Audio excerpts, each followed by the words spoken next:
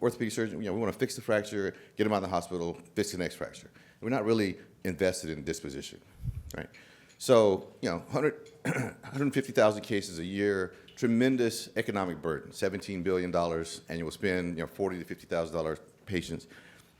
What are we getting for all that money? You're getting low quality, long-term disabilities, right? So the value equation, and for your residents, learn this, etch this in your brains, because when you go out and get a job, you are in that value equation, right? And so your partners or your hospital or your surgery center or whomever is going to be interested, invested in you being high quality and lower cost. And this could have been a Tony slide. This is the good old USA. We're extreme in everything we do. And so there we are, way out, spending a ton of money and getting nothing for it, right? Not value. So if you look at your hip fracture patients, about 1% come from SNF. But then when we discharge these patients, we're sending 40% to SNFs and 20% to acute inpatient rehabs. And what are we getting for that? These are numbers at Fairfax. I had them pull 12 months, actually pulled 13 months. But we're right along with the literature. 40% of our patients are going to a skilled nursing facility.